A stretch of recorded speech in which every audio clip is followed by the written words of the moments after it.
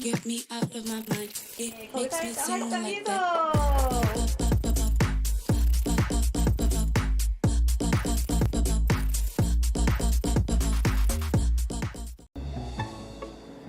Hello. Hello, hi Kate. How are you? Are you enjoying yourself? It's been good, quite tiring, but still very fun. If Kate was selected by an agency at the showcase, will you let her take that next step? It's gonna be a no, because before she attended the boot camp, right, we have this agreement that she will not be progressing to the next level, even if she's selected. Why is that? Once she's 21, right, I think she gets to choose what she wants to do. For now, we just want her to focus on her studies. We read a lot of news about K-pop stars committing suicide.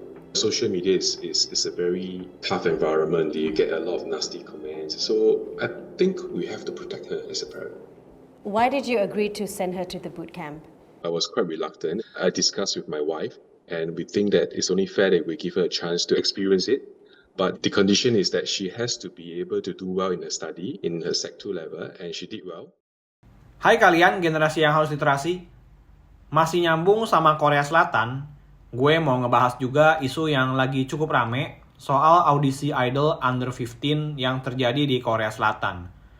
Jadi kalau berdasar berita yang beredar nih, seorang produser dari Korea Selatan ini ngomong di sebuah artikel, berdasarkan dari riset, kalau fans di Korsel itu lebih pengen kalau penyanyi atau grup idolnya itu lebih muda lagi. Mereka ada interest-nya katanya. Ya kalau sebenarnya dilihat dari segi bisnis ya oke-oke aja ya, nggak ada masalah. Kayak di Indonesia aja dulu kan sempat ada Akademi Fantasi yang di Indosiar, atau Indonesian Idol Junior buat nyari talent-talent idol cilik yang emang punya potensi stardom di masa depan. Kayak sekarang juga masih ada The Voice Kids juga kan.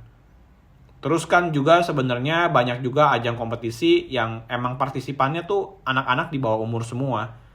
Jadi kalau kita yang ngelihat dari segi bisnis, nampaknya nggak ada masalah ya. Tapi tentunya masing-masing negara dan budaya punya perspektif juga ya masing-masing. Hal ini akhirnya dipandang sangat negatif sama netizen, apalagi ini beritanya keluar bertepatan sama beritanya Kim So Hyun yang dianggap melakukan grooming ke Kim Saeron yang pada saat itu berumur 15 tahun. Jadi berita ini jadinya sensitif banget. Karena acara show idol ini dianggap adalah acara yang mengeksploit anak-anak di bawah umur yang belum ngerti apa-apa untuk memuaskan kesenangan kaum pedofil aja. Bahkan kontestannya itu ada yang masih umur 8 tahun yang ikutan acara ini. Oke, buat yang pertama kali nonton, boleh subscribe ke channel gue ini dulu ya. Dan langsung aja kita bahas topik show under 15 ini. Let's take a closer look.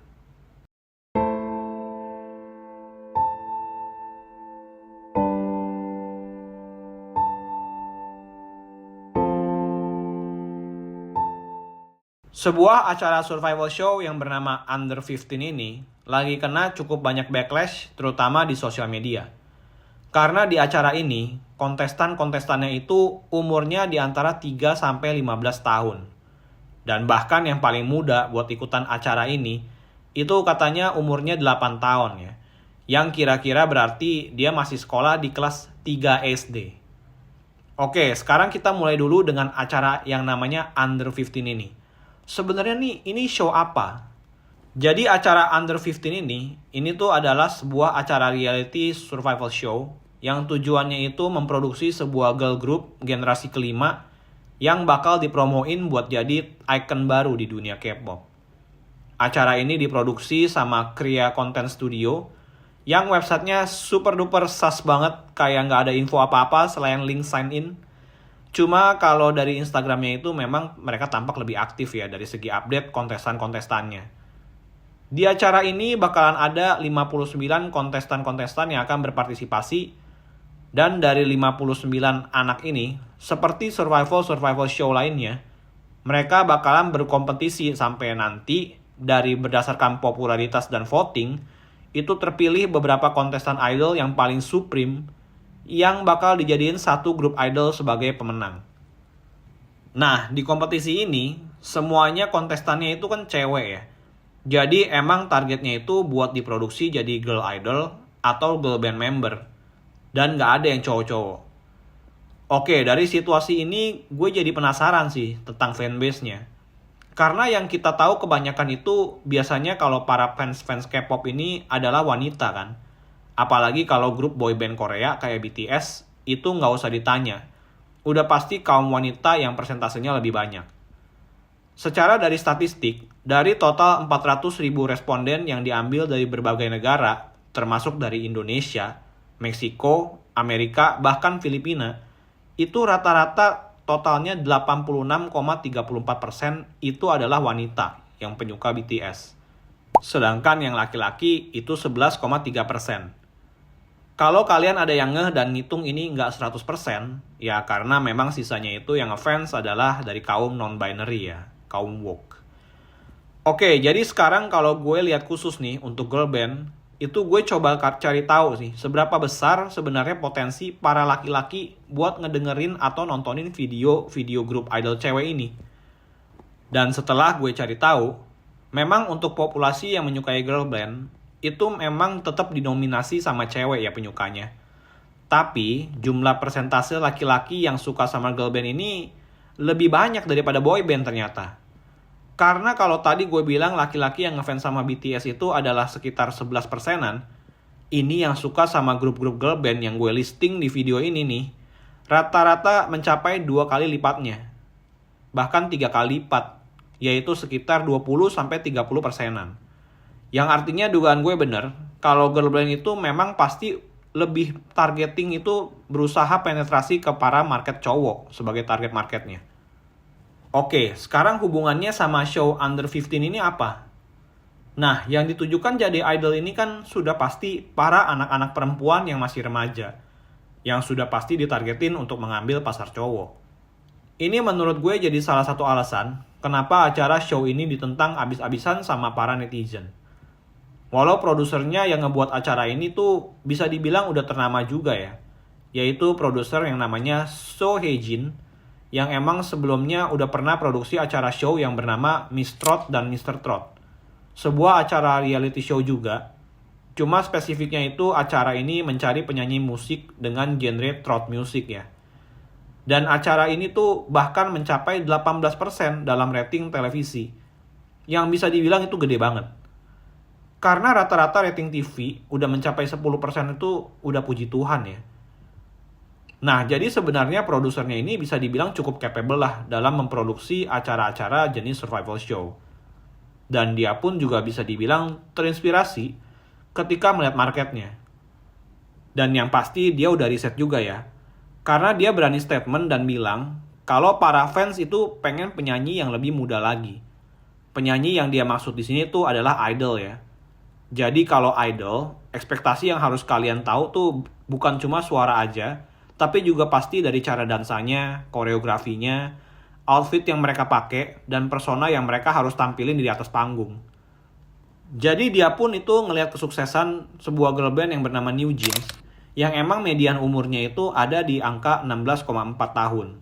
Yang ngebuat dia percaya kalau bahkan yang lebih muda lagi pun udah bisa dipromosiin gitu. Ada marketnya.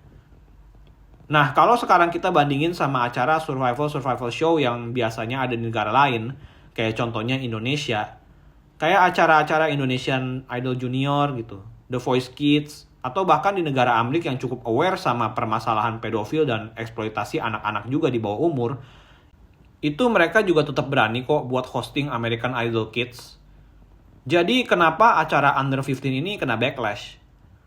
Oke, kalau ngelihat acara-acara yang gue sebutin barusan, acara tersebut tuh berfokusnya lebih ke arah musik dan talenta bernyanyi ya. Mulai dari komposisi lagu, latihan suara, dan juga pemilihan lagu yang sesuai sama mereka. Para kontestannya itu berkompetisi pakai atribut yang lengkap dan formal. Yang tujuannya emang diharuskan buat meraih suara kriteria masing-masing juri dengan suara penyanyi mereka ya. Tapi kalau dibandingin sama kompetisi idol, yang namanya Under 15 ini, itu udah pasti kriterianya berbeda. Karena untuk jadi idol, suara aja itu nggak cukup ya. Mulai dari koreografi dansa yang harus mereka cocokin satu sama lain, konsep koreografi, timing sama pemilihan lagunya, suara yang harus cocok juga sama pemilihan lagunya, Belum lagi yang namanya beauty standard yang harus disesuaikan sama popularitas target market juga. Itu ngebuat kriterianya kompleks banget untuk meraih identitas sebagai seorang idol.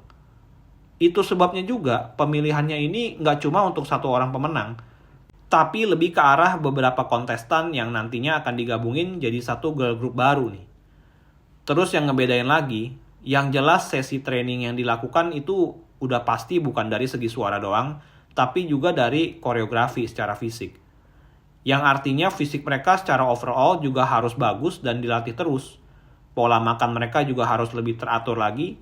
Dan juga mereka juga pasti diajarin tentang gimana cara mereka nunjukin karisma mereka ke para penonton dari gabungan koreografi, pemilihan musik, sama suara mereka. Dan tentunya outfit mereka juga ya. Karena tentunya outfit dari girl group ini yang menjadi salah satu kunci utama untuk menarik market yang targetnya bakalan lebih banyak cowok.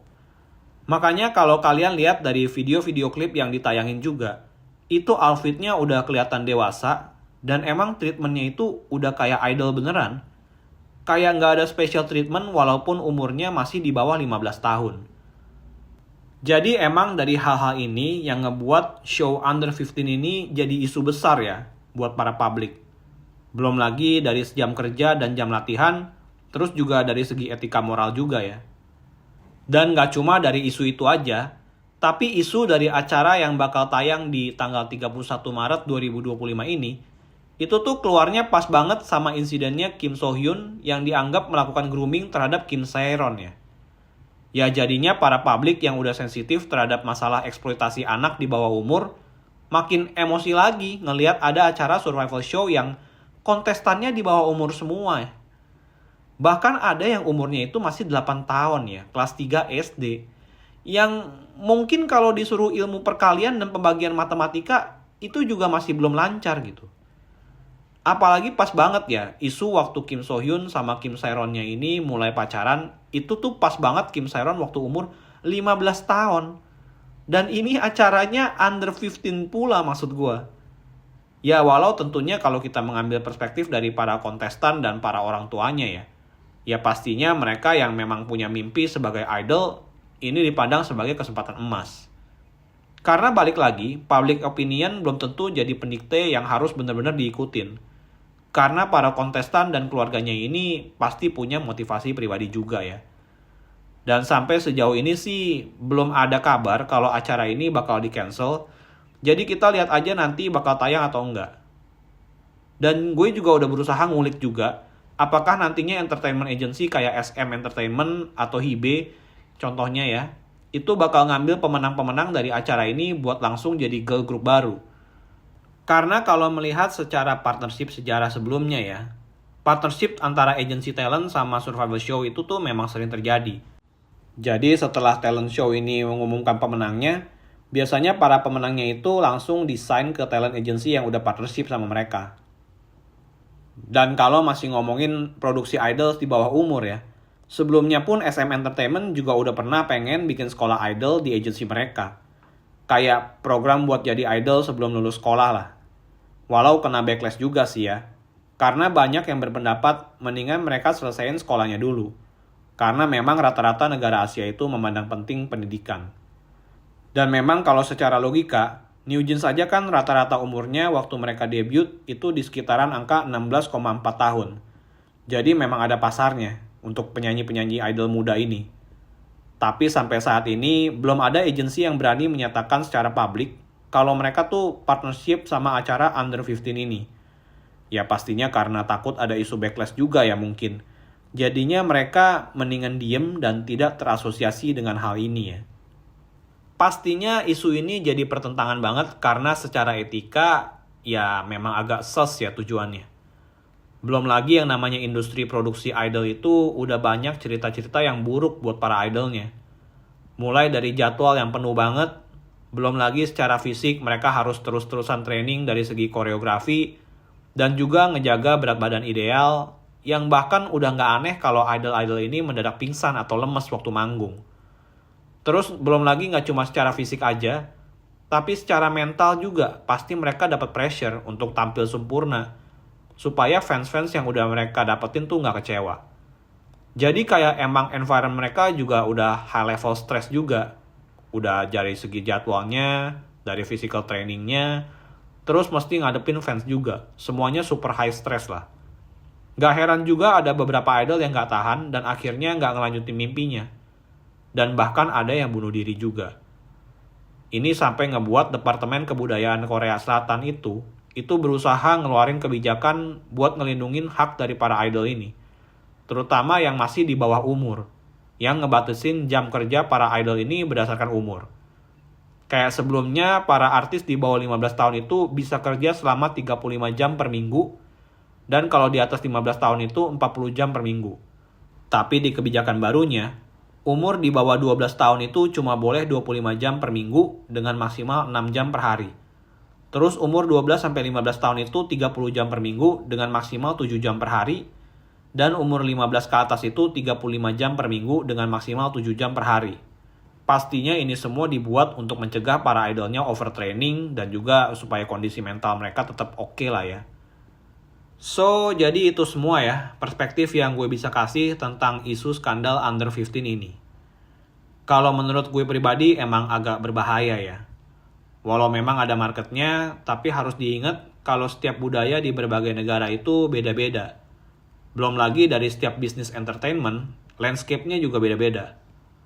Beda sama penyanyi yang dinilai mostly dari performa pemilihan lagu yang cocok dengan penyampaian suara. Kalau idol ini faktornya lebih kompleks dan jauh lebih stressful.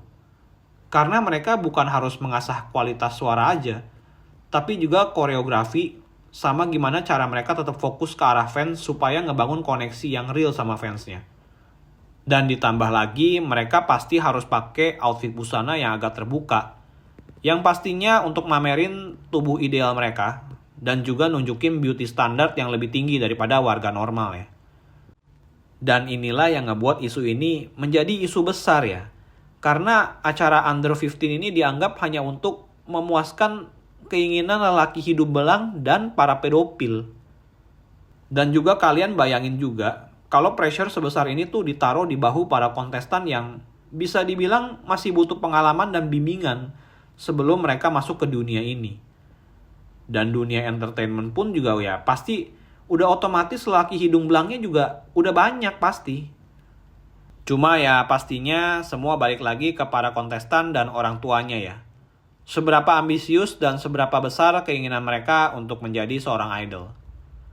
Kita lihat aja apakah acara ini akan sukses dan lanjut seperti karya-karya yang sebelumnya, atau semakin banyak hit dan membuat show ini di-cancel. So, jangan lupa like, share, dan subscribe, karena gue yakin pasti jarang ada yang bahas soal beginian. Be critical and stay critical.